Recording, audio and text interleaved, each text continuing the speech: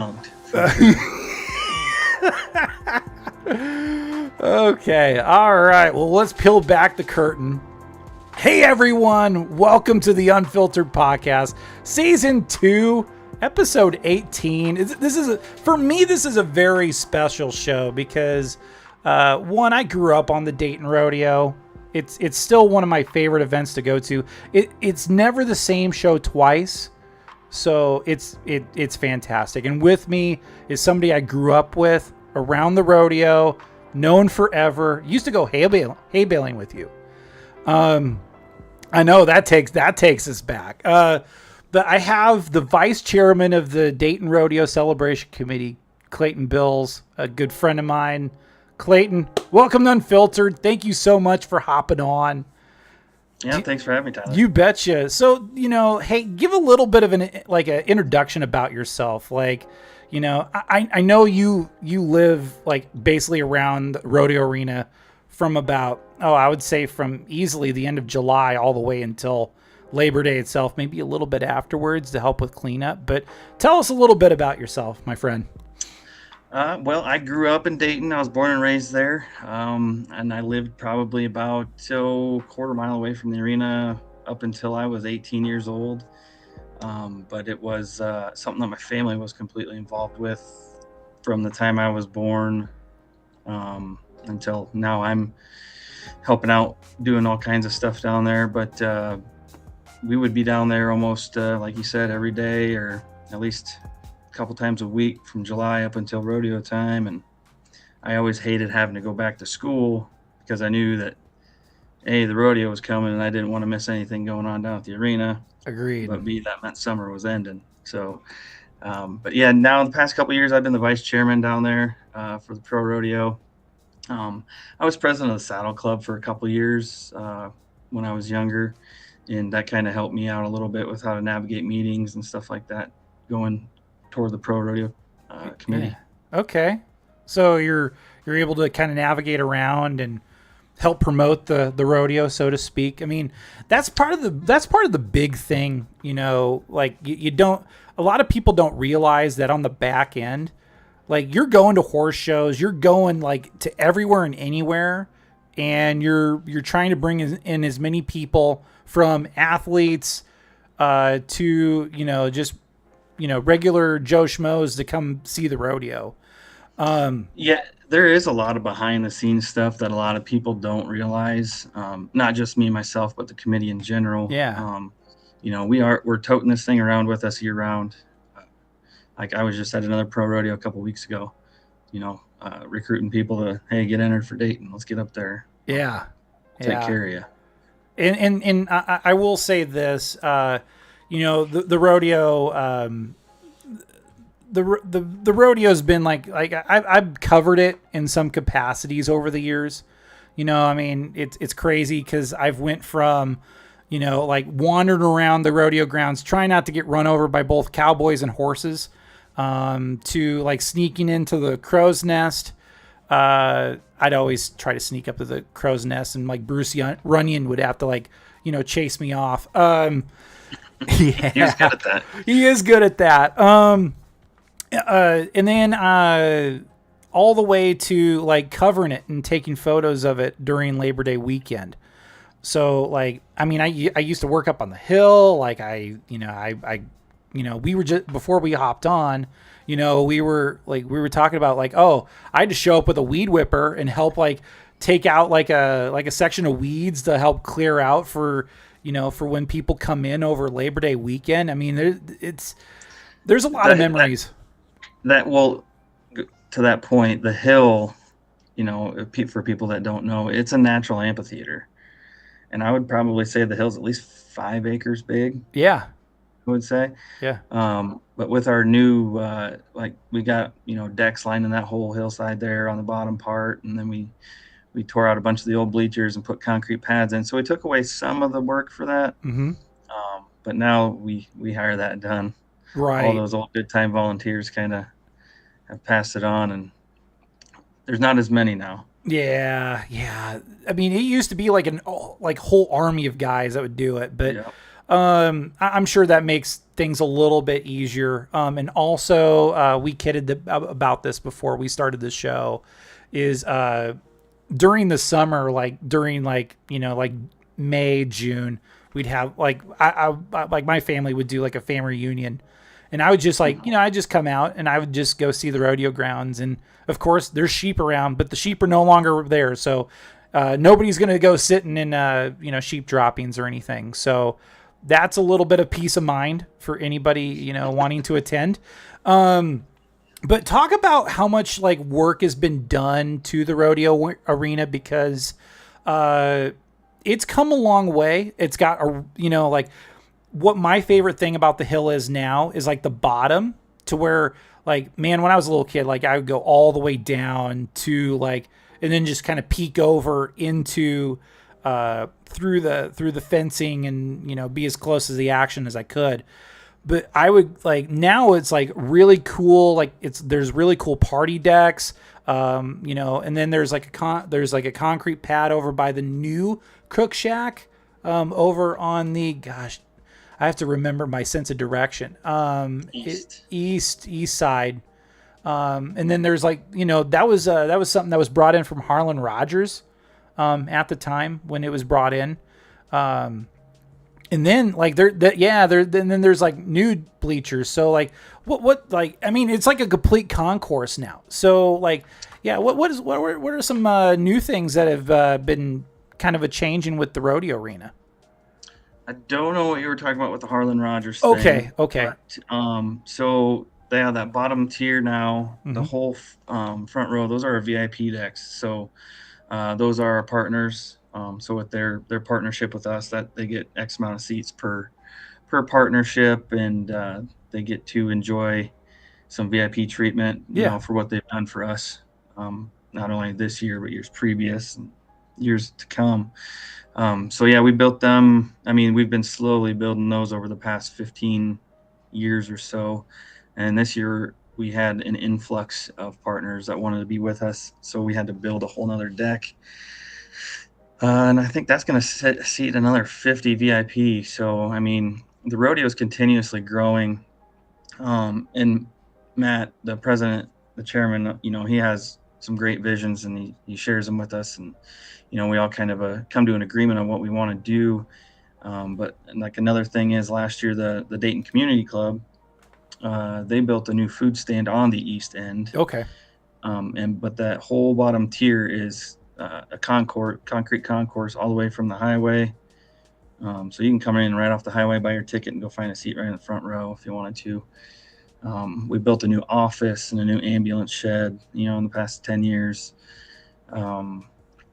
We've worked on our back pins. We have high goals that we set for ourselves, and we pick away at it a little bit at a time. Yeah. For what we can accomplish with all. I mean, I don't think a lot of people know we're all volunteers. Nobody's getting paid down there, so we're taking time away from our jobs, our families. I mean, that's something that you should know. Your family's been very involved with the Dayton Rodeo for this. Oh gosh, 50 like years. three generations at least. Yeah. Yeah. But no, like I guess my memory was this was, and take this with a grain of salt. But like I remember doing a story back about maybe it was like 2015, and I remember I was talking with Jesse Green at the time because he was part of it. He was like, "Yeah, we brought in some bleachers from Harlan Rogers." Okay. Yeah. Those are just down there right at the bottom. Yep, they're right on the bottom. Yeah. Yep. So we don't. Yeah, that was the Wrangler side. Yep. We found those bleachers for them, or vice. However we came about them. Yeah. But a lot of our focus is on the hill. Yep. Those are the people that are paying the money to get into the gate. Exactly. Watch the rodeo. Yep. Be entertained. We want to give them the best experience possible. Yeah. Absolutely, and that's what it matters. And when you have about 5,000 people on the hill, it actually looks like 10 or 15,000 people on there.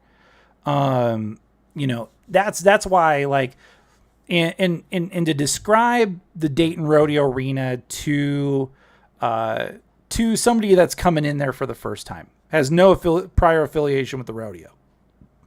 What's really cool is like you go in, you park somewhere on the golf course because they make accommodations, mostly on the driving range, if I remember correctly.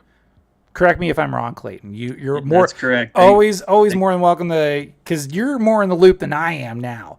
No, you're right. Not much has changed. No, We're still parking on the golf course.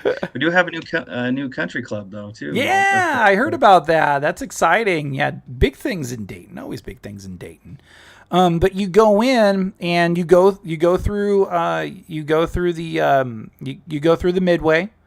And the cool thing is gosh dang, Scott Amusements, I think, is back, right? Correct. Really, I really dig the Scott family. They're right just down the road in Pilot Mound. You go through their midway, and then you go in. There's the ticket office if you need to go get tickets. But by the way, if you want to buy tickets, the easiest place to go to, and feel free to stop me, Clayton, is daytonrodeo.com. That's the easiest. Yeah, that's the easiest one. That's the only way to buy tickets. That's the only way. So you can't just go except at the gate. You can buy at the gate. Okay. But daytonrodeo.com is the place to go. Don't click on any links in our comments. Some people are trying to scam you out of tickets. Just go to the official source. Yes. It's that simple. Just daytonrodeo.com. Just and we'll go through it here in a second. We'll go through the schedule events and everything that's going on. But yeah, like you go in, you go through, kind of the midway, you just go get your ticket scanned in, and then you feel like, okay, I'm going to go right through the gate, and then it just goes down, and it's a natural amphitheater. The rodeo arena, there's not a bad seat in the house. You could see just about everything from anywhere. I mean, I think the only bad seats in the house are when you're on the bottom of the hill, and then you have to like really cram up against the fence to be able to see through. But when you're on the hill, there's no bad seat. I couldn't tell you. I've never been on the hill. Really? No. I always took dates to the Dayton Rodeo because they were like, I've never been to the Dayton Rodeo. And I'm like, okay, that's a great date great first date idea. So I'd take them down and, I'd sit on the hill and, I always had to find my dates after the rodeo. Shed 37. Well, yeah, that came up after I was married. But. Yeah, right. And I think included with all of the work to the Dayton Rodeo Arena, I think one of the cooler additions that the rodeo has brought in has been Shed 37, because then you could do the after parties, before like you'd like, if you wanted to like do a little partying and hardying, you go over the bridge and you go find people to party with in the cowboy camp. But now you got Shed 37 where you have music and then actually, well, hey, it goes back to the rodeo. So, and then that helps them pay for the musical acts and everything. So, am I getting that right? The shed is actually put on by the community club. Okay, so that's the community club. Okay, cool. So all the money actually does stay back in town. Yeah. It doesn't go to but it's actually a free concert. Free concert. Hey, you're just paying for the booze, right? Yep. Just pay for the booze. We have an awesome food truck there that has just about anything you could imagine after a couple drinks that you wanted. Really? So, yeah. But the shed, so it was 4 years ago this year. The community, I'm on the community club, and we had just lost our bar. Right. And we all kind of looked at each other and said, well, we can't not have something for people to go to after the rodeo. We have to give them that extra entertainment. Mm-hmm. So all the fingers kind of got pointed at me and said, you have 2 weeks to get this done. And I was like, oh, okay. So within 2 weeks, I had a bar built, a stage put up, lights hung, not just by myself. I had a lot of help. Yeah. And I had the bands hired, and I was kind of nervous at first because it was new and we only advertised it for like maybe a week and a half that it was going to happen. Yeah. And then every year since then, it's got a little bit better and a little bit better every night. So it is cool. It's in the old grain storage building right there along the highway. Yeah. We purchased that property Ooh. a while ago. Yeah, I was going to say that's been a minute. But hey, the cool part is that hey, if you wanted some free music and you still wanted to party a little bit after the rodeo, that's where you can go now.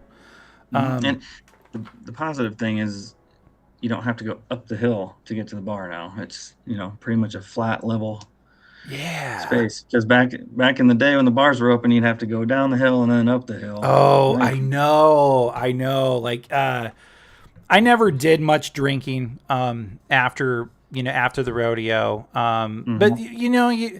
But oh gosh, like I remember when the New Frontier was open, and like I was like, okay, like let's see what that's all about. And then there'd be times where like when the Iron Saddle was open, they would do like their little patio parties or their little block parties.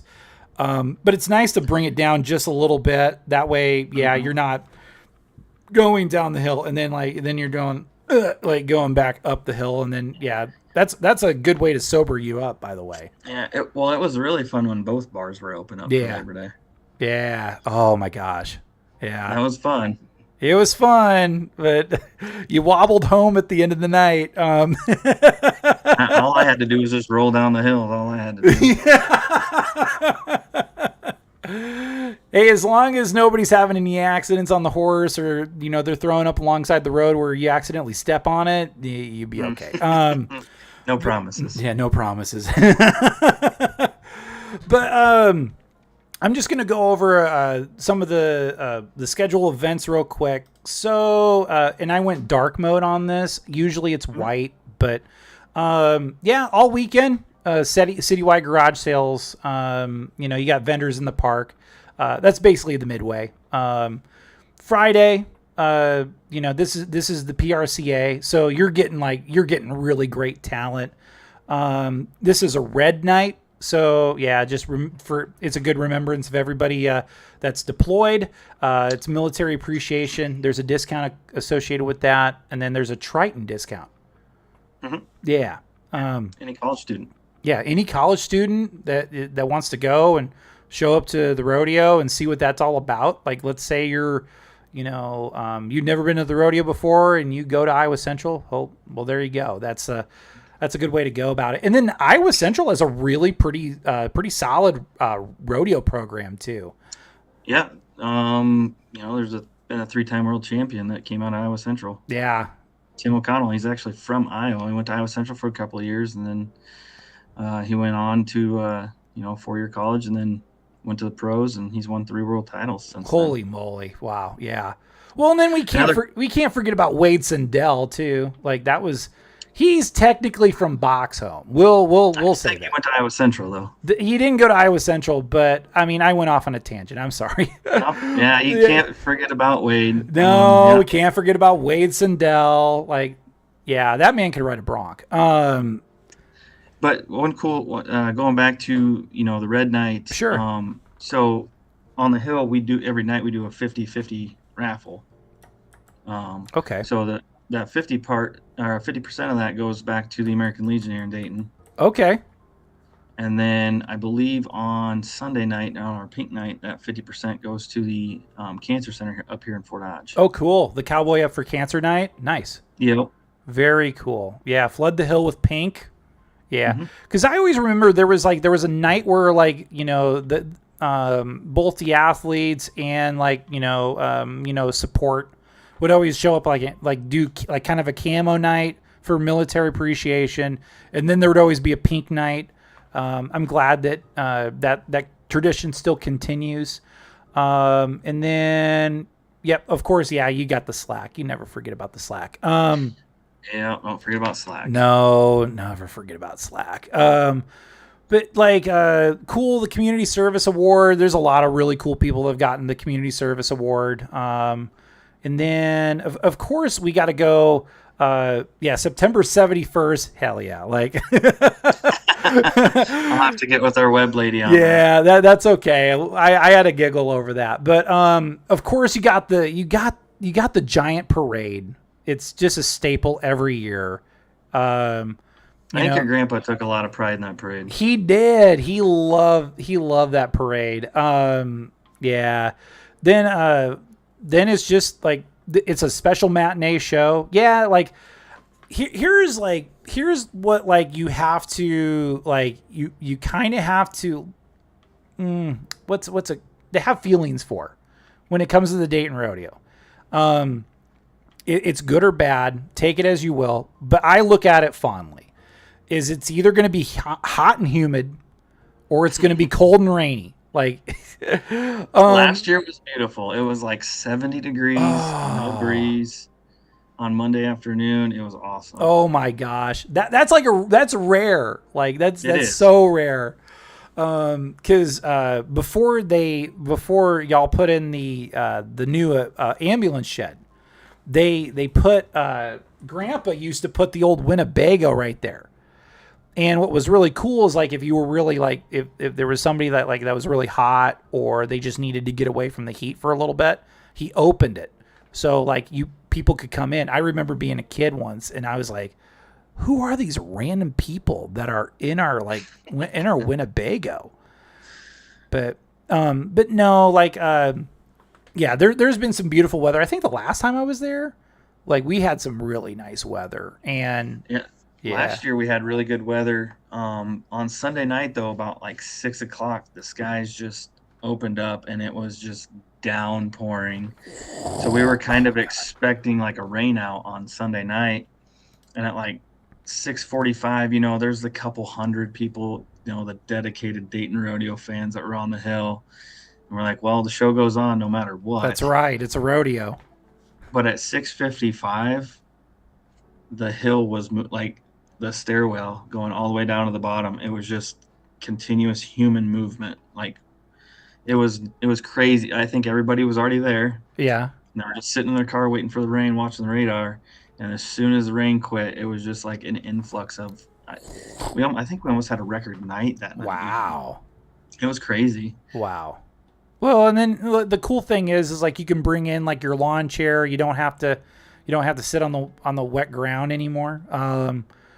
Gosh, you can. You just don't want your rear end wet. But but most of the time it was hot and sunny or it would rain. Either which way, like the rodeo still goes on. The only time I think where there is a little bit of an issue is when there's lightning, but that doesn't happen as often. We've had a couple tornadoes where we had to evacuate the arena. Oh, wow. Okay. I don't remember that, but because it doesn't happen. That would have been probably 10 or so years ago. Okay. We had to evacuate everybody up to the school. As many people that want. We gave them the option. You can either take off or take off or just you hang out at the school.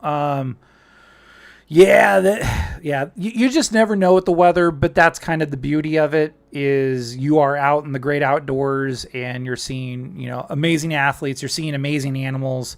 And then, in the rodeo circles, you don't just, you can still use stock, but like when I watch like the PBR or I watch like anything related to the PRCA, they regard the stock like athletes just like the Cowboys or the barrel racers or anybody like that. Like those animals are getting 3 square meals a day of the best Iowa alfalfa. Yeah. Hey, when they are here in Dayton, for sure. They are because the alfalfa fields they're so good. Oh man. And we got we have a good hay guy. He takes care of us. But it is the stock contractor's like, man, can we take some of this home with us? Anywho, you can sure buy it. Yeah, as long as you buy it, you're good. So just to kind of show you like who along with the celebration committee, the Dayton Wranglers, the community club. I mean, you got to have a production team. Boyd comes back, and Boyd's such a legend. The cool thing with Boyd, and one of my favorite parts of Boyd, is he just doesn't sit in the crow's nest and sit on a mic. He's riding around on the horse, like doing the commentary, doing the narration. Like when you think of like a rodeo announcer, like you think of like kind of a narrator that kind of help you get through it. Because there's a lot of like people that just kind of wander in the rodeo and they wonder what the rodeo is all about. Boyd's so important because he kind of guides you through it. He kind of helps you, he helps explain things to where like you can digest it. So that's one of Boyd's really big gifts. And just the sound of his voice. Oh my gosh. Oh, there's something about him. I know when Boyd's time comes and he wants to be done, retiring and all that stuff, it'll be, the crowd's definitely going to notice that Boyd is not on the microphone. Right. Yeah, he has such an iconic voice. He does. Yeah. And then he's been like National Finals Rodeo, way too many times, multiple times. Been to Rodeo Houston, National Western in Denver, Calgary Stampede. You name it, he's probably been there. Another one that I'm really like, I keep on getting impressed with is Servy. The stock contractor.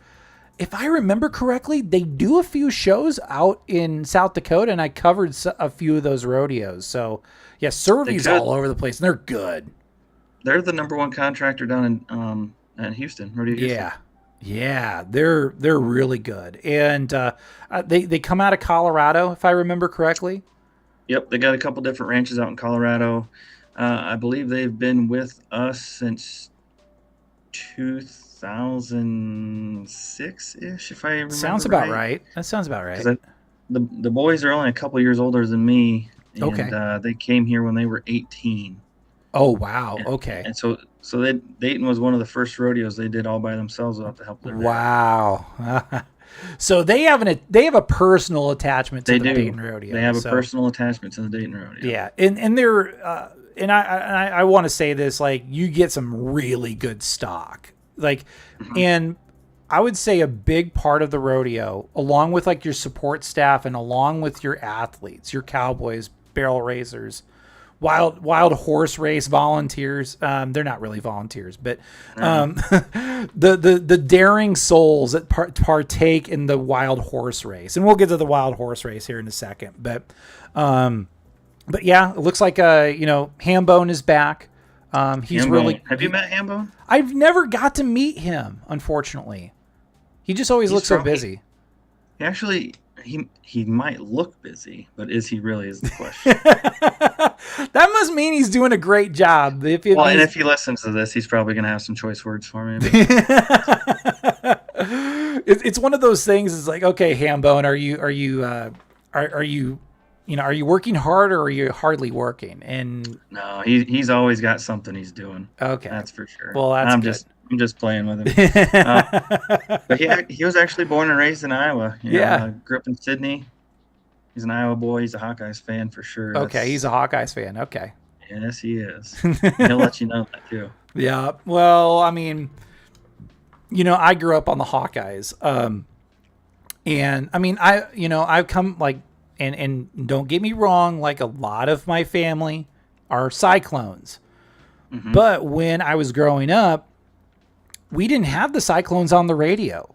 We had the Hawkeyes on the radio. So every fall when I was out, working the fields, either, chopping stocks, or I was, tailing behind Grandpa in the, in either the 4440 or the combine. It was always, 1040 WHO. The Hawkeyes were probably, they were playing somebody, and it's the Hawkeyes hold a special place in my heart, but also the Cyclones hold a special place in my heart too. Yeah. Anywho, moving on, Frostview is pretty new, at least to me anyway. So can you tell me a little bit about these guys with Frostview Production? Yeah, they're out of Wisconsin. Okay. They've been with us. I think this is their 3rd year with us. So they're super helpful. And any questions or any wild and crazy ideas hey, can we get the rodeo action into this building? They're like, Mm-hmm. heck yeah, let's do it. They're great to work with. But yeah, I think this is their 3rd year with us now. Okay. So they do all the cool stuff on the big screens and. Yep, they do the big screen, and they bring in the camera crew, and it's not obviously not live streamed anywhere, but Right. All them views are going. You're getting literally right in the action with their camera crew. Oh man, yeah. They're on the shoots. They're in the arena. They're all everywhere. over the place. Mm-hmm.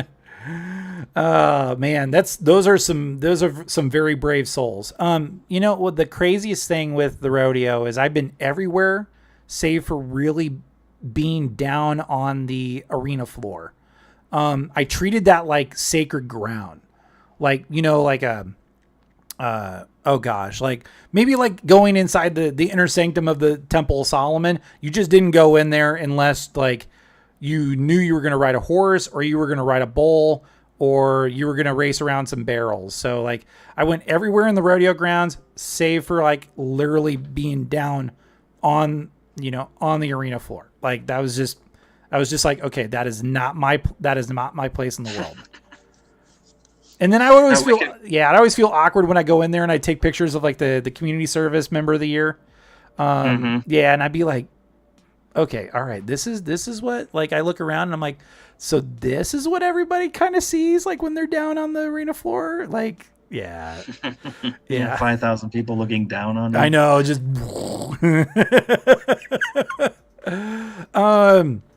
and me being a photographer, I have to, make note about Avid Visual. These guys are good. They're really good. Yeah. I never got to meet them personally. But their stuff is like really crispy. And me, like, by what I mean crispy is like their photos are always really nice and sharp. They do a really nice job. Yeah, and Phil's kind of the same way as our big screen people. If we need help somewhere, him and his crew are always ready to go and help. Hey, you need help hanging something up? We'll help you. Yeah. It's great. Oh yeah. I actually seen him last weekend. Did you? Another pro rodeo I was just at. Yeah. Okay. Nice. Yeah. Like, and the big part of like photography is it's so important in rodeo. Because you're always going to have like the cowboys or the barrel racers, like, always ask you for photos of them. So like that, photography is a huge photography is a huge part of like rodeo. Your timing has to be impeccable to be a rodeo. Oh my gosh, yeah. Or you have to learn how to snap a lot of photos. Yeah, snap a lot of photos. Do a lot of just, oh my gosh, like photography is its own animal. A few other people like that come down. I remember I'd come over a little bit. I'd pop in a few times, take some rodeo photos. And then I noticed like Rick Thompson will come down from Humboldt and do some photography. Hans Madsen, he's another Iowa. He's another Dayton guy. He's done, rodeo photography in the past. And, man, Hans is just, he is something else. He's quite a character too. Mm-hmm. Yeah. He can be. Yeah, he can be. Yeah, he can be ornery. Like one of my first, I'll tell you a quick story. I remember I was taking pictures for Dad, and it was down at Badger Lake over at Kennedy Park in Fort Dodge, and Hans rolls up, and he sees me like taking pictures with an iPhone, and he's like, "Oh man, anybody can be a photographer these days." And like he like, and I get it. Like nowadays, I get it because it's like, oh man, anybody who's anybody thinks that they're a journalist, or anybody who's anybody thinks that they're a photographer. But the cool part is like the technology is just getting better. Like I look back at iPhone photos like years ago, and I'm like it's just, I was like, man, they're really like, they're just not as good, not as high quality as they can be now. So like, Yeah. Yeah, it's incredible. And then I think what I'm gonna do, we're of course we got to talk about the entertainment. We got to talk about the specialty shows. So Western Way Entertainment. So tell me a little bit about these guys, Clayton, because I know plenty of people, but this is a new one for me. Yep, and they're new for us too. They've never been to Dayton before. Okay. It's a husband and wife duo. He trick ropes and trick shoots off of his horse, and she does the trick riding. It's kind of it takes you back to the old entertainment ways of rodeo. Sure. Okay. So You know, like trick riding, trick shooting were big back in the day. right. So And they brought it back. so it'd be like kind of like a, I don't know, not so much like Buffalo Bill Cody's like Wild West show, but definitely esque. Okay. Yeah. Okay. All right. Nice. I'm thinking like the rodeo's origins itself, where, you know, like it came down, it got started by 3 guys that just wanted to do some horse tricks and did some roping. Can you name those 3 guys? Oh gosh. Come on. I knew you would get me. One of them's Alan Porter. That's number 1. One of them's Alan Porter. Dwayne Vigors. That's number 2. Oh man, who's the third guy? Who's the third man? Vern Danielson. Vern Danielson. I knew that there was a Danielson somewhere in there. But okay, I got 2 out of the 3. So 66.7%. Yeah, I'm getting somewhere. I always forget about Vern. But yeah, and then Dusty seems a little new to me. Dusty's never been to Dayton. Really? Wow. Nope. Okay. He was actually the 2025 NFR Barrelman last year. Really? And we had him hired before we found that out, and you know, I think we made a pretty good choice. Yeah. He's working the national finals, so yeah, like, and he'll be with us for the next 2 years. Okay, nice, very cool.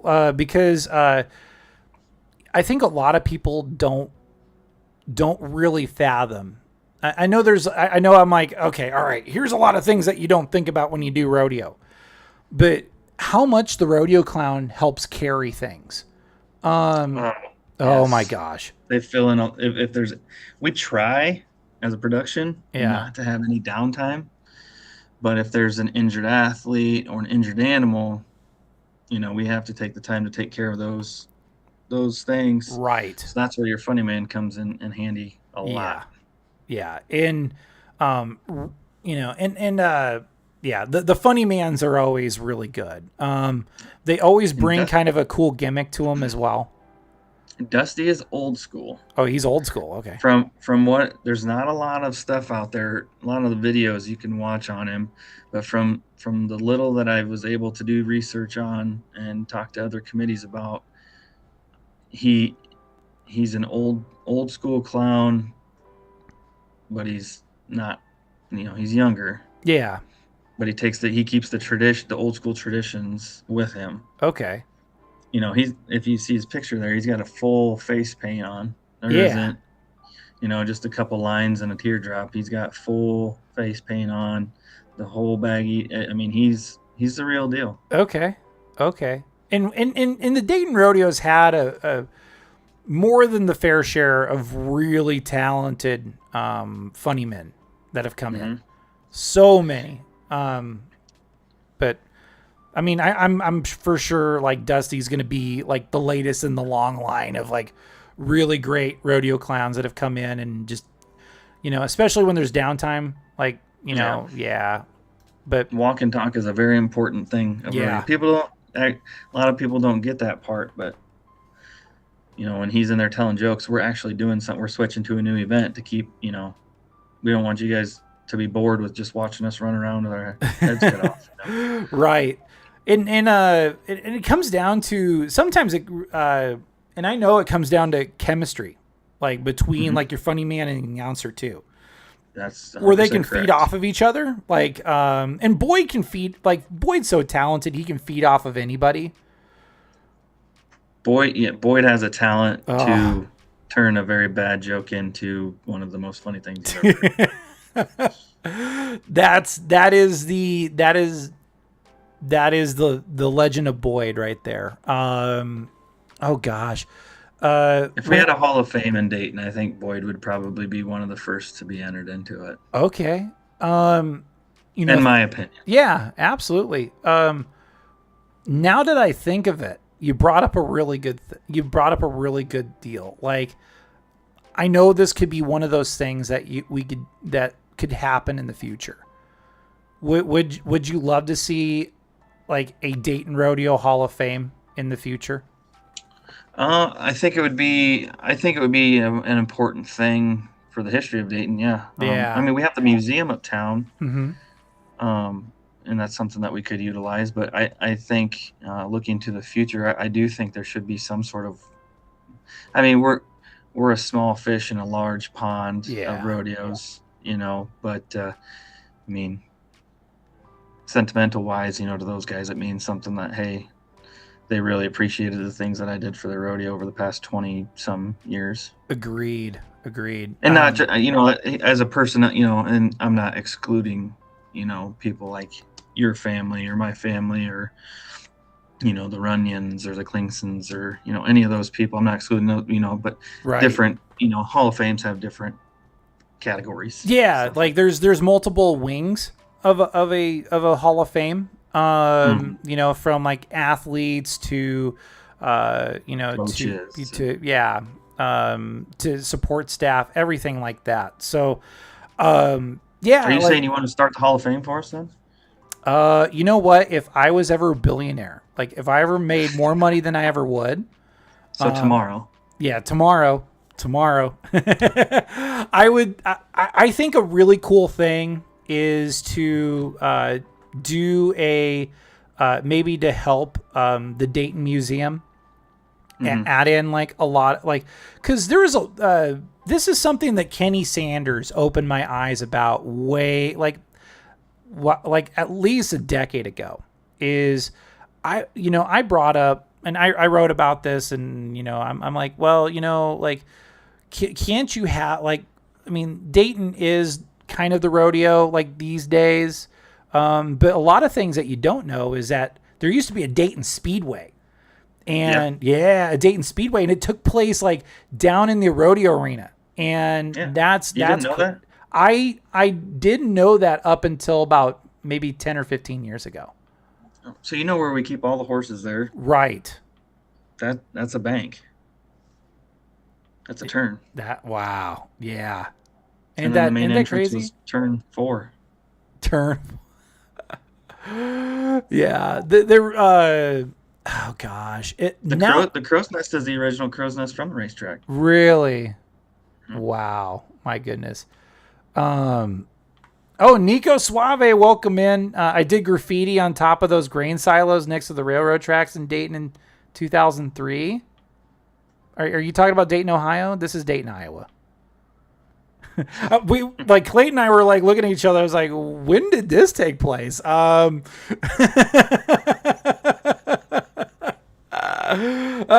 Suave, we appreciate you, man. He's one of our regulars. He likes to come in and he likes to tell me cool stuff. Like there was the Dayton Speedway, and there was a lot of like cool things that Dayton used to do. Like Dayton used to have like two gas stations right downtown. That was way before my time. Oh, he's talking about Dayton, Texas. Gotcha. Dayton, Texas. Okay. Yeah.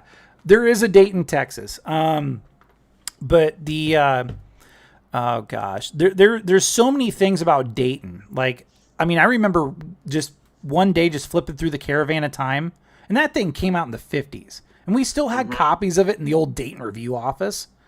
And like, who would have thought that like, it's like, okay, well, Dayton started off as West Dayton. And then, Nico, you're good. Started off as West Dayton, then it kind of just transformed from, like kind of like an old school saloon town to like, trying to, it to becoming a rodeo town. The railroad tracks did cut through the bottom side there. Yeah.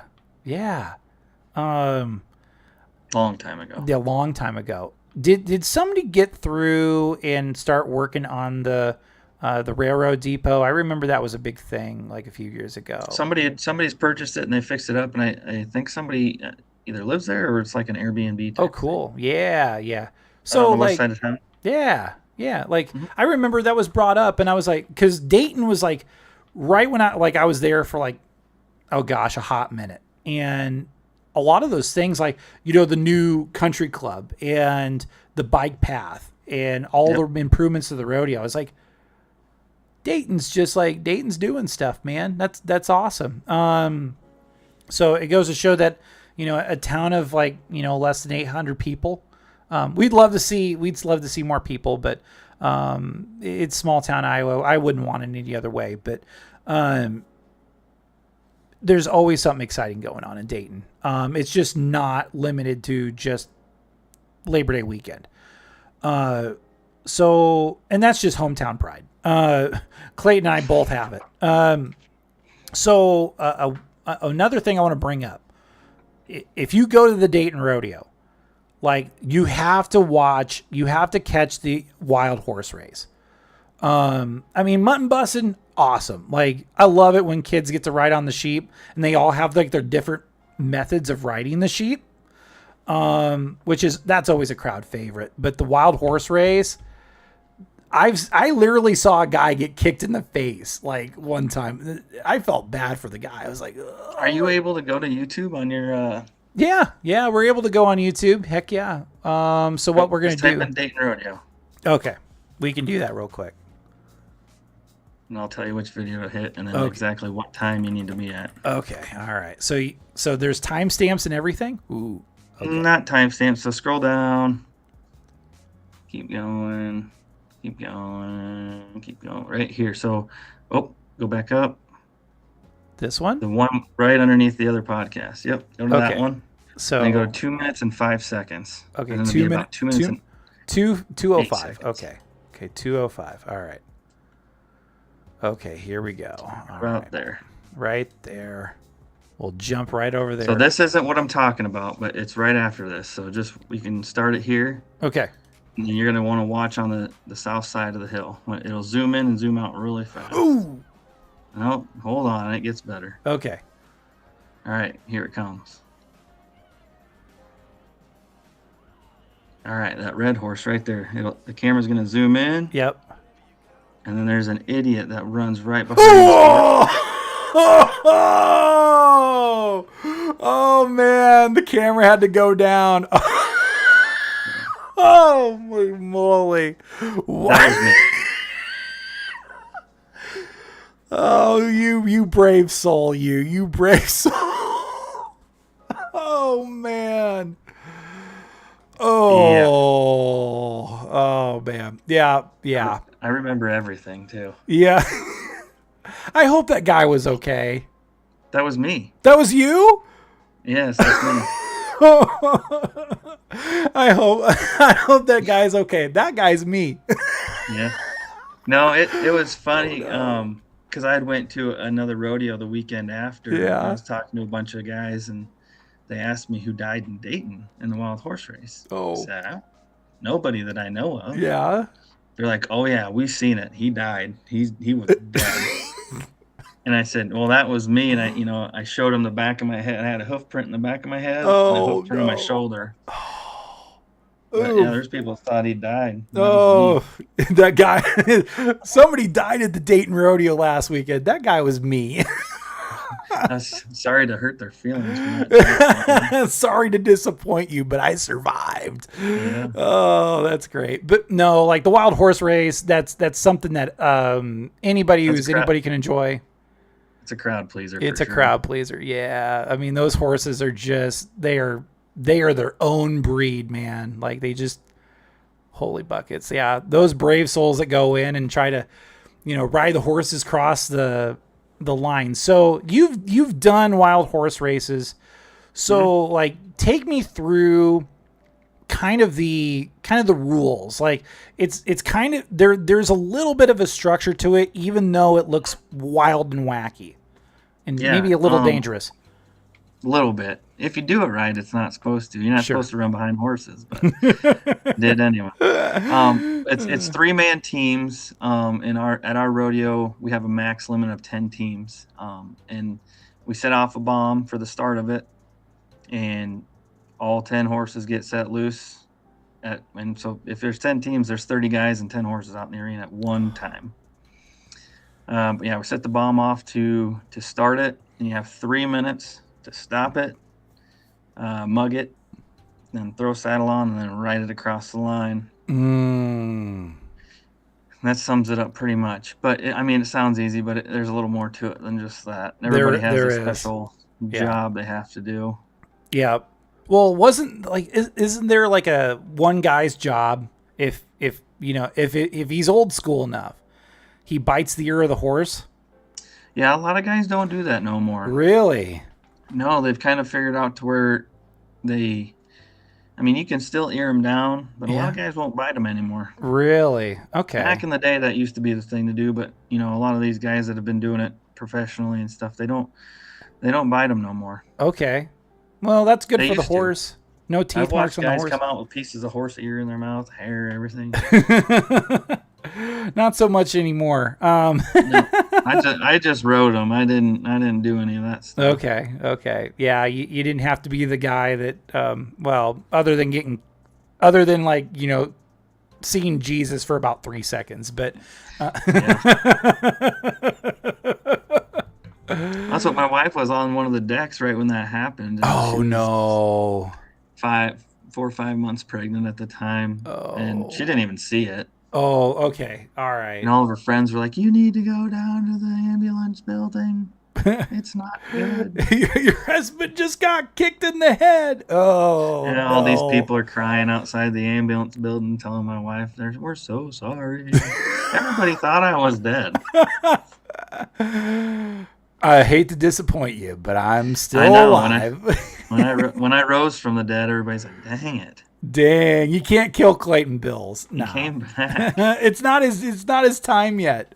But no, that's probably one of my favorite memories is just being able to kind of try to explain the wild horse race to somebody. Mm-hmm. It sounds so simple, but there's an art and a science behind it.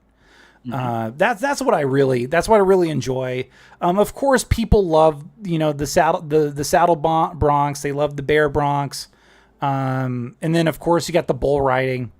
People love the bull riding. The only thing I feel like is scarier than a horse in a wild horse race is just dealing with a bull. Grandpa always taught me, Tyler, never turn your back on a bull. Yeah, and I've kept at the heart ever since. I thought when we were banding and tagging calves, to get the good mother cows were crazy enough. Mm-hmm. I wouldn't want something I wouldn't want an animal probably about twice the size of a cow, a cow that's pissed off, or oh my gosh, just so many memories of having to deal with good mother cows. But yeah. So what are some other nuances to the Dayton Rodeo that we talked about the wild horse race. We talked about just the people that really make it happen. We talked about everybody behind the scenes from Matt on down. Are we forgetting anything else? Is there anything really, something about the Dayton Rodeo that nobody else would know otherwise? Maybe you and I would know, but a history of it. Maybe last year we were voted top 5 nationally medium rodeo of the year. Wow, that was pretty neat. Yeah. That is pretty neat. Committee all headed out to Vegas last year to get the award, and we didn't get the number 1 spot. We got beat out, but it was top 5's a pretty pretty good spot to be in. That is a good spot.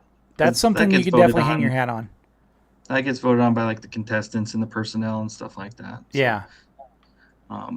That's something that happened. That was last year when we got nominated for that. Let's see the history of the first rodeo was actually not too far from your grandparents' house. Really? Wow. Yeah, Porter's Pasture was. Yeah, Porter's Pasture. Yeah, Porter's Pasture. So, for anybody that's kind of curious, and I'm gonna do my best not to give too much away, but when you get into Dayton, there is a highway that'll take you. There's a blacktop that'll take you north of town. You take that, and then you go past the first house, on the left hand side. That was the Danielsons. Scott's there now. Principal now. Oh my gosh, he's a principal. Yes. Oh my gosh. I know. I used to remember Scott. Scott was still a big kid when he was small. Scott only got larger. And then the second the left hand turn, that's the family farm. And then there's and then on the right hand side that takes you down to Hobbs. And believe it or not, when I looked right before I had you on, I looked through kind of the archive of the rodeo queens. Cindy Hobb was a rodeo queen. Mm-hmm. Yeah. Yeah. Who would have thought? And then there's You'd be surprised how many people that I know are actually the rodeo queens. Small world. Sherry Stufflebean. I'm related to her. My cousins. Lydia was junior queen last year. Senior queen. Was she senior queen last year? Okay. I don't remember. That's okay. She was one of the queens. Yep. She won't get mad at us too much. She'll probably be like, Tyler, it was actually, I was actually this and this year. Okay. And then of course, Lily was rodeo queen at one point. She was Miss Rodeo Iowa. And she was Miss Rodeo Iowa. Yeah. Wow. Yeah. She got beat out by oh gosh, what was it? Because Miss Rodeo USA was out of South Dakota. The year that's a tough competition. That is tough. Oh my gosh, it's so stacked. Those girls are out there every day. Yeah. For a week, and they don't have access to their phones. They have to be out in the public and doing all the interviews and all this stuff. It's a tough competition. I'll give it to them. Yeah, same here. Just seeing how a rodeo queen operates, with all the public appearances, not only at other rodeos to help promote, the Dayton Rodeo. You're also doing other things to help promote the sport. You could be at a golf tournament and you could be handing out drinks to people. You could be at parades. There were so many parades that Grandpa and I would go to. We would go. Your grandpa used to tote me around too. Yeah. He'd haul me around to the schools, and we'd do rodeo promotions. And it was funny because one year, I was at Fair Oaks, and they went to Fair Oaks, and of course, Grandpa, I was the coolest kid of the day. I was on top of the world that day, and I remember. Grandpa was like, hey, I'm going to be here. We're going to do a big old assembly. Whole school was there. And what he used to do, we got way too many people and we just didn't have enough time to get to everybody. But he would have the rodeo queen, and then he would call me out in the crowd. Well, I got my grandson, Tyler Anderson, here. He's going to help pick, he's going to pick some lucky kids to come down and rope a calf on a hay bale or whatever. And we picked way too many kids. We ran out of time. That was kind of cool. I was like, oh, I'm the coolest kid in the school for a day. Yay. But no, you guys still, I do know from experience, you guys still do kind of the tours a little bit. We do. Yeah, where the kids get to meet everybody, and that's really fun. So talk about that a little bit. That's kind of that's a fun aspect, but also there's a lot of work involved with the local schools as well. Yeah, because a lot of times, Labor Day is like the first week of school. So the kids are already just still trying to get used to their schedules, and then we come and interrupt it with our big assembly with a bunch of funny looking people. And so this year would probably be all right since we're a little later in the year. But it was a tradition. I think your grandpa did start going to the schools and kind of, just promoting the rodeo as itself. When we do it, we give all the kids a free ticket to the rodeo. Yeah. If they can have an adult bring them, then they get into the rodeo for nothing.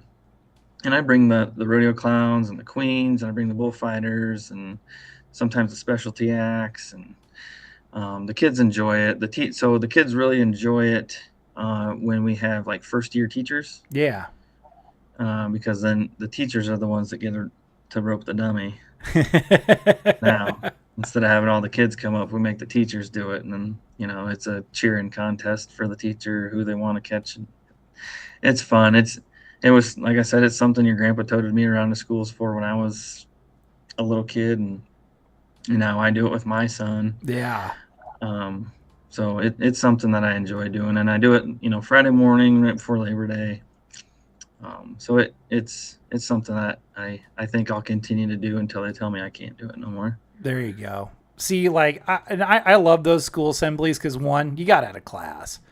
Mm-hmm. Two, it's like, it's the coolest thing, probably, well, for me, when I was growing up, for, grandpa to be up there talking about the rodeo, how cool, like how cool is it for your kid to see you up there and talk about the rodeo and be like, all right, well, I got my son out here in the crowd, and, maybe like, just if you wanted to switch it up, just be like, pick some of your friends. But so we don't even go to his school. He gets to go to all these other random schools with us. And he's the star of the show. Is he? Wow. Yeah, the bullfighters use him and show him how bull riders are supposed to ride bulls, and and at the end he's giving everybody high fives and thumbs up, and he enjoys it. He thinks he's the coolest kid on the planet that day too. It is one of the coolest things. I'll circle back to the parades because the parades are a big part of like what helps promote. It's old school. It's definitely not like, oh, hey, like let's have a podcast where we talk about our favorite memories or we help hype up the show. But what was it? It was Wayne Tell. Who had the pickup, and I remember we would go up, we'd go pick up we'd go grab the pickup and the trailer, and there was a really neat part of that trailer where if you moved down the road just right, you'd have the barrel man pop up out of the barrel, and it would actually it was really neat how they did it because there was no like pulleys or anything. It was all done with just by going down the road, and then you're seeing the barrel man pop up and down. You're seeing like it kind of be animated a little bit. That was neat. Oh my gosh. Yep. I remember that. That got hauled to a lot of parades. That went through a lot of parades. I think we were just talking about that the other night in our meeting. Actually. Were you? Mm-hmm. Gosh, like in like as far as like the parades, you go far. We used to go far and wide. They've toned it down a little bit now. Did they? We try to keep it local. Sure. I think there's like 8 mandatory parades that they have to go to. Okay. And then they can, if they choose to go somewhere else, that's 100% fine. Sure. Just ask for permission first. But no, they don't have to ask for permission. Oh, really? Okay. As long as they're representing us in a good way, that's all we ask. There you go. Yeah, but like, oh my gosh, like we would go all the way down to like the Iowa State Fairs parade. They still do that. They still do that. That's next week. Okay, wow. Yeah, because the State Fair is already coming up. Next week or 2 weeks from now. Yeah. Oh my gosh, like, Iowa State Fair. That one's to go down to that parade and and then just go around and then like you just do the parade wave And yeah, then, you don't get to ride horses. They don't let you ride horses in those no, parades. no, They Des Moines is used really to. weird about like, yeah, about letting you ride horses because of the droppings, but No candy. no candy. Wow. Can't throw candy at the state fair parade. Oh, that's the worst. Usually Yeah. if you're a kid, that's the major thing that you go to is like you go grab the candy. Like that's the best Mm-hmm. part. But no, like I know for sure like Gowrie when they do their parade, the rodeos there. Stratford used to have a parade. I think they still do a parade. Yeah, that's right. Yep. So yeah, like and then of course like Frontier Days. You guys still do Frontier Days in Fort Dodge? Yeah. Still got Frontier Days. Okay. So there's just a lot of like local parades that you'll see, you'll at least see a horse or you'll see the float. Is it still kind of a trailer and it's got like, just like a big Dayton rodeo on it or? No, it's just mainly it's just our junior and senior queen, and our Okay. American flag carrier normally gets to carry the American flag through there. Okay. For the state fair parade, one of our partners, they have a truck wrapped for us. Oh, cool. And, Yeah. The Dayton Rodeo decals all over it, and the queen sit in the back of it and Okay. leave out the window. Yeah. Okay. Yeah, that's probably a lot more simple than, having a trailer with like a barrel man popping up. Yeah, it was a great idea. I loved it. It was a great idea. I mean, gosh, I wonder who put that together because I knew it was like Wayne. It was like we would always go over to Wayne and Dick Tell's and go pick it up. It might have been. I think it always sat out front of their shop there. Always sat in front of like Telco. Yeah. Those were great guys, by the way. I loved Wayne and Dick. Towards the end, like Grandpa would go, like Grandpa knew where to go for coffee. So like if he needed to get away from Grandma. Now we'll get to Grandma here in a second, but Grandpa would go escape. He'd go escape into town. So he'd be like, all right, let me just start off the day with coffee. And he'd go to the grocery store, he'd go in the back. And then after that, if he didn't have anything urgent to do, he'd go over to Telco and go shoot the breeze with Dick Tell. Yep. Yeah. So, speaking of your grandma, she's got a pretty good history in Dayton also. She does. How long has she been doing it now? I mean, I have to ask her, but she quit. She retired. She said her voice couldn't do it no more. Oh no. Yeah, but I think last year was the first year she didn't do it, and I think it was like 40 years she did it. Oh my gosh, yeah. So as far as like the national anthem, did that kind of get handed down to a Longhorn? I'm thinking. Mm-hmm. Okay. All of them. Okay, to all. Okay, so down to my aunt, down to Lily, down to Lydia. Okay. Mm-hmm. Okay, so there was an insurance policy. Isn't there another one? Those are the two girls. Oh, okay. Because it was Grandma, it was Elena, Lily, and Lydia. Yep. So now it's just Elena, Lydia, and Lily. Wow. Yeah. Grandma did She it. passed it on. Grandma passed the torch. Oh my gosh. It's a sign of the apocalypse, Clayton. I thought she would sing until her final day, but No, I think she said she didn't want to. I think in her words that she didn't want to disrespect the anthem, and she didn't think her voice could do it anymore. That's Grandma. That's something Grandma would definitely say. So yeah, She was out at her house not too long ago, and she's still got the spunk to her. She does. She's gotten a lot better over the years. Oh, she used to nag Grandpa something terrible, but it was out of love. They were together for so long that like if you entered in the Anderson house and it's just like a regular day, it was like a sitcom because they'd be on opposite sides of the house and they would be talking to each other, but it would be like, it wasn't like yelling, like hostile yelling. It was just, they were communicating. But they ramped up their voices. They kind of bass boosted their voices a little bit. And it was almost like a sitcom. Like that's how it was. It's like, Leonard, yeah, supper's ready. Okay, I'm coming. Like,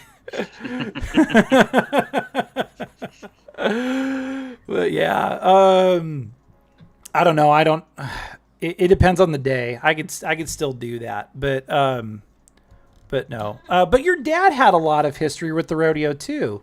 And I grew up with like, it was not only you and me, like growing up together, it was our families that kind of grew up with the rodeo. So like I hang my hat on this. Grandpa was with the rodeo for about, oh gosh, he was with it forever. But he was president of the celebration committee for about 20 years or so. And yeah, I know. That's before my time even. Yeah. So I couldn't tell you how far beyond. Yeah. He was president before I was around. Anyway. Right. And then your dad was kind of on and off for a while too. He was, yeah. He was president of the celebration committee there. He'd get on, and then he'd take a little bit of a break and get back on, and yeah, he hasn't done it for it's been 13, 14, 15 years now. So dang, that just aged me a lot. Like, because I remember it was your I think I was working at the Review at the time, and I remember it was your dad's final year, like being like president, or just being I mean, he's still part of the rodeo, like just in everybody's way. You're still involved with the rodeo until like the good Lord calls your number. But I remember it was his final year, and I remember I did a story on that because I was like, okay, well, Dave's been with the rodeo forever. Like, I knew, like, and when Grandpa was there, Dave was part of that new generation that was coming up. Yep. Yeah. So like, that's kind of interesting that now it's like, hey, the torch has been passed on to you. But that's it just gets in your blood. It just never leaves. Yeah, it's like Hotel California. That's a good way to put it. Yeah. You can stay, you can come in and stay, but you can never leave. Yeah, I think we were talking about that when you were like, hey, can we do something about this? And I'm like, well, yeah, I'd love to do that. Because if I didn't do that, Grandpa would be rolling in his grave. Like, my dad would be doing that too. Like, it's so important to have like a sound system for a rodeo as well. Yep. Just because, your dad was a big part of that too. Yeah. He always helped out with the sound and stuff down there. And, if the sound man needed a part or a piece, Andrew was always, I think I got one laying out here in the shed. Let me go grab it for you. Yeah, that was it. Yeah, Dad always had something. He always had a piece of equipment. Sometimes it was like, put together with like, bubble gum and duct tape, but it still worked.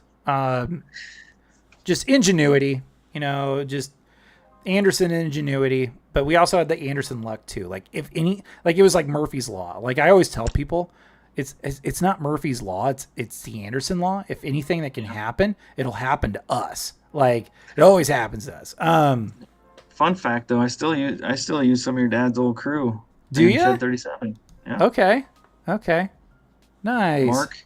Yep. Good old Mark Gales. Yeah. He's been doing my sound for the past couple of years now. So. Oh yeah, Mark's a good one. He's a good one. Yep. Yeah. He's a professional's professional. I always try to visit with Mark when he's not busy, which hardly if ever happens. He's a hard man to get a hold of, that's for sure. Yeah, he is. Yeah, he is. So I know people are like probably thinking, it's like, man, how does Tyler like and Clayton know each other? Well, one, we grew up together. I think one of my favorite memories, and I think you were with me for this, is Grandpa took us uptown to go eat. We were bailing hay. What was that? At the diner? Yeah, at the diner. I think it was at the diner. But I think it was like the three of us. We rolled up in the Little Red Ranger. And I remember we got done eating lunch. We were going to go back out, go hit up another hayfield. There we go. Alfalfa field, hayfield, whatever you want to call it. And the little Red Ranger couldn't start. Well, this thing has been around since like 1985. And it was like on its last legs. I remember driving it around, and I had to go all the way down to like the base to try to like to put it in a specific gear. Like that's when you knew like it was towards the end of its life. But I remember he was like, hey Tyler, like Tyler Clayton, can you give me a little bit of a push and to help get the truck started? So we get there. Grandpa has it in neutral, and we were two strong young guys at the time. Now you probably got me beat in the strength department now, but I'm getting older too, Tyler. Yeah, I know we're no longer spring chickens, but we pushed it and we got it going, and Grandpa's reaction time was not what it used to be. And what happened is he didn't get it in gear in time, and he hit one of the light posts and knocked over the light post. And it was plastic. It was like Grandpa's like, well, I'll just have the city send me a bill. Like, we gotta get out to work. Yeah. We gotta get back out and bale hay. But no, that was a lot of good memories of going off and baling hay and just riding the pickup going into town. There's probably a lot of things your listeners don't know, that you have a deep history with rodeo. I do. Like, and most people don't think like it's like, look at this guy. Like, he talks about traditional sports ball. He, on the internet, he's known for, talking about internet eccentrics, but, like I tell people, I was like, I came from the middle of nowhere, Iowa, but that's kind of a lie, because like Dayton is like one of like the rodeo capitals in Iowa. There's Dayton, there's Sydney, there's Fort Madison. Is there any others that I'm missing? There's quite a few. Yeah. Carson's the same time as Sydney. Okay. There's a couple other pro rodeos. There's a couple new ones that have popped up in the past couple of years too. Okay. Because and I know this is like a Dayton Rodeo hype show, but for the years I was over in Lake City, Top Rail had they have their rodeo probably like right before the 4th of July. They would do it about the first weekend of June. Yep. And the Top Rail Saddle Club, they do a nice job with their rodeo. And me coming from Dayton, I was always like drawing comparisons. So they were probably like, you can get this Dayton guy out of here, get him out. But no, like they were fantastic to work with. They were always more than happy to have like stories being told. They have a really cool rodeo grounds. It's like Dayton. They're always doing something new with it every year. And that's and just like Dayton, like the support staff, completely volunteer driven. I think that's something that a lot of people tend to overlook, is just the volunteerism and the community pride that goes into it, because, despite any differences, I remember there'd be some Dayton Wrangler meetings that would go off the rails sometimes. Clayton knows, I know a little bit, but at the end of the day, like it takes a village to put on an event like this. So probably my question for you, Clayton, is like, what, I know like for us, the rodeo means a lot to us. It holds a deeper meaning, but what makes the Dayton Rodeo so special, not only to the people that are a part of it, but to the community as a whole? Well, Dayton, brings a lot of variety, different people, and it's a tradition for a lot of families that come. Mm-hmm. A lot of people that we talk to, they're, if they're close to our age, they're, well, my grandparents used to bring me when I was a little kid here back in the 90s, and now I got kids and I'm bringing them here, and I just wanted to keep that tradition going. So with it being, around for 89 years, it doesn't, like, if you're from the area and you haven't heard of the Dayton Rodeo, you've been living under a rock. Yeah. It's the second largest event in the county, behind state softball here in Fort Dodge. Right. It's a family tradition is what it is for a lot of people. I know growing up, my neighbors across the road from me, there was never anybody at my neighbor's house, hardly ever. The Labor Day weekend came, and his entire family was camped out in their cars, in their tents, in his yard, just to come to the Dayton Rodeo. And they were there all weekend, so it's a tradition for a lot of families. And I think it's a new tradition for some newer families that, might have just moved in from the area and, hey, let's see what this is all about. They come down and watch it. And it, like you said, we are volunteer driven, and I don't put in as much time, as some of the others do. But, that's a lot part of life. Yeah. But I do as much as I possibly can to help anybody out down there. Right. I mean, I grew up down there. That's, I take a sense of pride in being on the committee, just because it's something that I've always done, and I've always had a love for rodeo. Mm-hmm. From when I was rodeoing to now, just being on the committee and creating relationships with people that I never thought I'd create a relationship with. Yeah. But we have a great committee. Everybody does their own thing. They have their own specific job title that they are in charge of. And hey, if you get a new title, that person's going to find something, take care of that job. Mm-hmm. At the end of the day, we have one vision, and that's to put on the best rodeo in Dayton, Iowa that we possibly can. Agreed.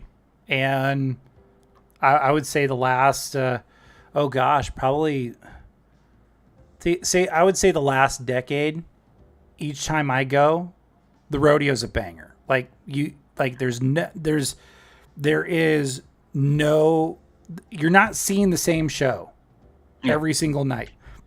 You're seeing a slightly different show. You might see the same format, but it can be completely different. And I am a little biased. I was just at another pro rodeo a couple weeks ago. Yeah. And everybody's like, oh, that's so cool. You get to go to all these rodeos. I'm like, yeah, but nothing compares to, something that I'm a part of. It could just be unbiased, but, I love rodeo as a whole, but Dayton will always be something special. And I think it has to do with the atmosphere and the layout. From like our personnel, that's something that they always talk about. Like, the feedback that comes off of that hill when you're down inside of the arena is something that they've never experienced before. Right. And I get to experience what they experience because during the performance, I'm actually in the arena. Mm-hmm. And, if something exciting happens and the crowd goes wild, you can feel their voices and their energy coming off of that hill. Right. And that's what makes the hill very special. Mm-hmm. It's like, well, come to the hill, get a ticket, come on down, get yourself settled, enjoy at least a 2-hour show. Mm-hmm. You're not going to be bored. And it flies. I've been to rodeos where it's like, oh man, this is kind of a drag. I wish, I was like, can it go any faster? The Dayton Rodeo, boom, boom, boom, boom, boom. I've been spoiled. Clayton. I've been to, my fair share of rodeos as well. And Dayton stands out to me every single time because there's always something going on, or I always run into somebody I know, even when I'm I'm not affiliated directly with the rodeo anymore. I go around and I'm I see at least 5 people, I'll run into you. Like, what was it? I took a date to the rodeo, and I don't know. I don't know if she was impressed or not, but I think what really stands out is like, when you've been around it for so long and kind of like, and you've been to other rodeos and you're like, this is what they do. Not to like frown upon like, places like Rodeo Rapid City or the Black Hills Roundup, which are fantastic shows. Like I loved the Black Hills Roundup when I went and covered it, but I was like, it's just not Dayton. Like it's not like going on the hill, getting burnt to a crisp and enjoying, some cowboys, getting kicked by horses, or riding bulls, or some extremely talented barrel racers just basically make their best laps within like, gosh, what is it? The average time is probably about, if you're really good, 17 seconds. It's a pretty big pin. Yeah.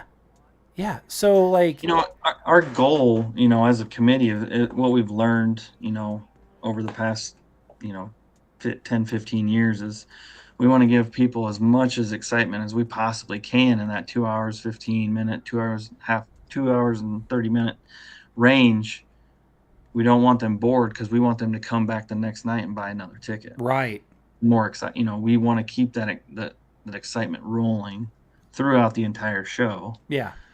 So they get home, they're like, hey, let's go again tomorrow. Yeah. That was so much fun to watch. Yep.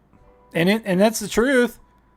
You never see the same show twice. Our fireworks extravaganza is probably one of the best. Oh, the fireworks are so good. Oh, they're always so good. And they are very up close and intimate fireworks. Oh gosh, yeah. Usually the fireworks they come up from like the grove kind of behind. Yeah. Well, it's actually in the horse. It's in the horse pens. Is it in the horse pens? Oh man. Ooh. Okay. We used to light them off right next to the creek. Right there along the bridge. Yeah. And we had some of them tip over one year, and we decided we probably should move that. Oh yeah. They were shooting at people's vehicles. Oh no. Oh no. Oh no. We were taking cover and dive into the creek. Yep. So we made some changes to that, but it's still intimate. I mean, if you're sitting clear over on the west side of the hill on the bottom tier, you're probably 50 to 60 feet from launch pad. Oh man, that's close. Yeah. Mm-hmm. But hey, that's a pretty good seat. Not only for the rodeo but for fireworks. Yeah, there's a new deck over there too. That's probably about the best seat in the house. Ooh, okay. So leading into this is something that kind of crossed my mind, and it's not. I know we're like, we just want to get through this show. We want to get through, Rodeo 89. We want to get to, we want to get to 90 next year. And you were like, you need to come up for 90 next year. I was like, I'm going to make that a mission. Where do you, I know Matt has done an extremely fantastic, he's done an amazing job, but that's not Matt alone. That's everybody in the rodeo. That's everybody in the celebration committee. That's everybody in the Wranglers. But I would say personally, Community club. Yeah, the community club. You can't forget about the community club. Where do you want to see the rodeo? What kind of things that you want to see, leading up to maybe Rodeo 100? We're going to be old men when Rodeo 100 comes around, Clayton. Yeah, how old will I be? I won't be 50. Oh, okay. All right. I'll only be 30 or 47. 47? Okay. That's still prime time. Yeah, maybe. Yeah, a little bit. I haven't treated my body the best. Your question is a loaded question, though. Okay. Everybody has a different vision. Sure. With all of the same goals. Mm-hmm. In my opinion, this isn't. Disclaimer, it's just Clayton's opinion alone. It does not reflect the entirety of the celebration committee. There you go. we will have to redo the retaining wall. That is a necessity that needs to be done. Mm-hmm. We want a more modernized arena, or not we, I Mm-hmm. should say. I'd like to have the arena reconfigured. Okay. To where from where it is now. That would be my vision for 100. Okay. And if we could, if we get our sponsorships have been on the rise for the past 10 years. Yeah. The sponsorships have always been they've been really strong the past decade. If I remember. Well, in the past 10 years, we've upped our sponsorships $100,000. Wow. Okay. That's incredible. Compared to what we had. Yeah. We went from, I don't know the exact numbers, but it's been a huge jump over the past 10 years. And most of those people have been with us for over 10 years, but we always, every year we have new sponsors that are like, hey, we want to help. We want to be part of this thing. And we always accommodate as much as we possibly can to anybody that's willing to be our partner. But, obviously with more money, you get more contestants. Mm-hmm. So if we can get more money to where we can add more money and be right, because there's another big rodeo the same weekend as us out on the West Coast, and they have a lot more money than we do. Sure. But we would like to be on that level where guys are fighting to come to Dayton over the one on the West Coast. Yeah. I mean, we do get some top tier caliber guys here, but I just want to see more. And from stuff that I've read and just being on the sidelines, rodeo kind of was on the downhill slide there for a while. Okay. There wasn't a lot of there wasn't a lot of contestants. It was kind of dying. And now things like with the Cowboy Channel, Yellowstone, believe it or not. Really? People in the rodeo world, they call it the Yellowstone effect. Contestant numbers are on the rise. We sat out through some seminars out in Vegas last year when we were up for that award, and they showed us by the numbers. And since then, the contestant numbers have been on the rise in the past 3 to 4 years. Okay. So that's something, we want to look toward the future of rodeo also. One thing that I hadn't mentioned is we do have like the miniature bulls. Yeah. And the miniature barebacks and saddle broncs also. So that's helping us keep the future of rodeo alive and well with bringing those little kids into this big, huge pro sport. Mm-hmm. That's one thing that we need to focus on is the future as a whole in general. Yeah, I get that. I know, again, we're hyping up the Dayton Championship Rodeo, Mm-hmm. but the Dayton Rodeo Arena gets used almost all the time. Like you get, just talk about those complimentary, I think that's the right word, the complimentary events that go with, because the Dayton Rodeo, like, I will say this is it seems like in the summer, like, because I remember the only thing that went on other than maybe the rodeo was like buck nights. Like you get a buck, get you in, and the buck nights. I remember Grandpa's buck nights. But like there's Match of the Bronx. There's other events that go on. Almost any given weekend there's an event of some sort going on at the arena. Yeah. And you don't have that a lot in Iowa. No. And something that we kind of also need to focus on is, in retrospect, the only professional sanctioned sport in the state of Iowa is rodeo. Oh, wow. Huh. We don't have an NFL team. We don't have an MLB team. We don't have an NBA team. We don't have an NHL team. We don't have professional soccer. The PRCA rodeos in Iowa are the only professional sport that the state of Iowa has. True that. Got to get those guys paid for all they go through. Yeah, it's no walk in the park. But I think before we wrap up, I would say probably this is a good time to do some plugging. So I mean, daytonrodeo.com, best place to go get your ticks. Save time. What's that? And you save time. I think the discount for tickets online is for another 6 days. Ooh, yeah, you better buy tickets now. So you can buy your tickets now. It's all general admission. There's no reserved seating except for our VIPs. And those can't be purchased. Those are obviously for sponsors and partners of ours. But hey, if you ever want to be a sponsor partner of ours, we're more than happy to accommodate.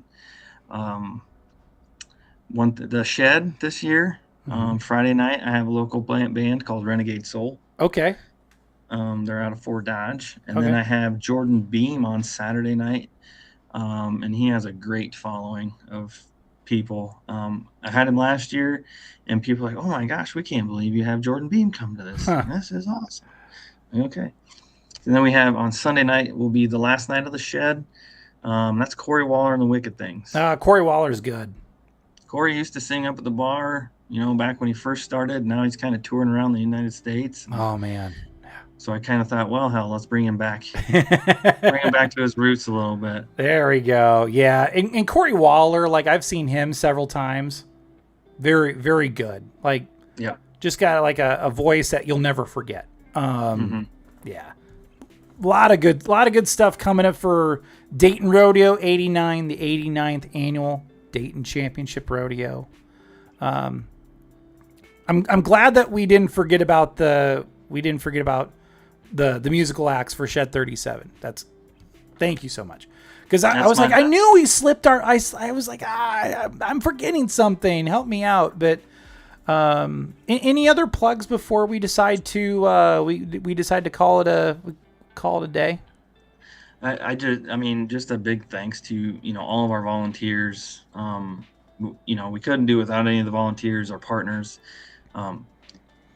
They make this thing happen, and they've been making it happen for 89 years. Next year for our 90th, look out. Okay. Because it'll be big. Okay.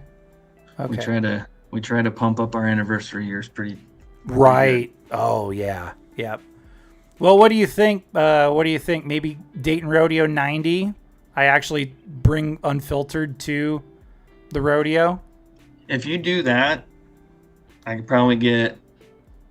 Boyd'd be a little tough. He can be a little hard to get a hold of during the day. That's okay. That's okay. We could definitely set you up right in there. I could bring in just about anybody you wanted to. Yeah, sure. Absolutely. A wild podcast for sure. Probably something your viewers have never seen before. Oh yeah. Yeah. And I got big plans for Unfiltered in the future. And I definitely want to include the Dayton Rodeo, especially when it comes to the anniversary years. So if you get back here, let's do a live one. Yeah, we can do a live one.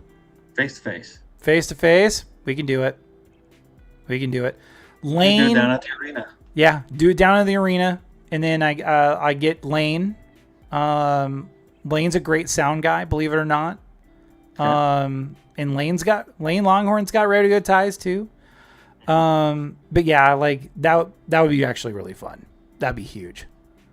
I might make that a mission for next year. Yeah, we might do that. We might be coming back for Christmas or something, don't you? Yeah, I always try to come back around Christmas. We might have to plan that out. I'm available. I'll hit you up. All right. Well, cool deal. Hey, everyone. Thank you for tuning in. This has been the Unfiltered Podcast, Season 2. Oh, my gosh. I have to look. 18, Episode 18. Clayton, good friend of mine. We had to hype up the Dayton Rodeo. Otherwise, I'd never hear the end of it from Clayton and especially my folks. So, but Dayton Rodeo 89 coming up September 4th through the 7th. Iowa. In Dayton, Iowa. Don't forget Dayton, Iowa. So if you're in north central Iowa and you got nothing going on this weekend, go up to Dayton. Go take a seat on the hill. Get your popcorn, get your drinks. Do they still have like kids like going around pushing around the coolers? Absolutely. That was one. Frosty malts and popcorn. The frosty malts and popcorn. You get one of those frosty malts, get a popcorn, or go visit the Cook Shack.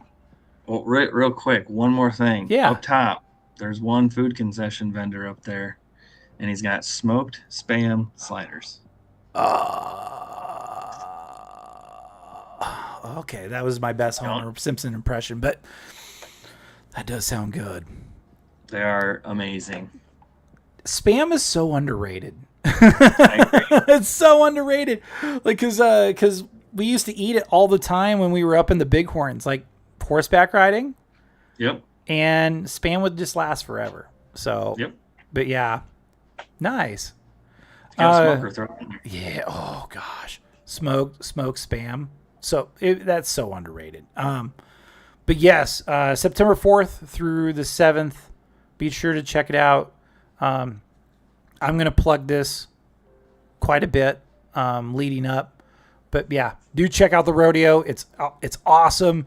You know, if you see Clayton, tell him that tell him that the Unfiltered podcast sent you, or vice versa.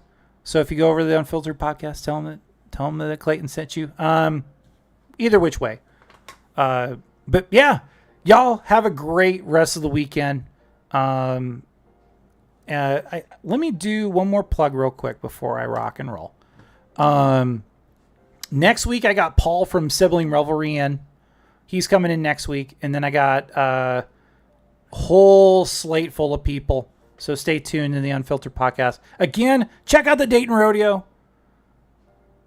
It's one of the greatest shows you'll ever go to. Take my word for it. So yeah, guys, have a great rest of the weekend. Enjoy it. Have a great start to your week, and I will see you all very, very soon. Clayton, thanks again. Appreciate you. Thanks, Tyler. Appreciate it.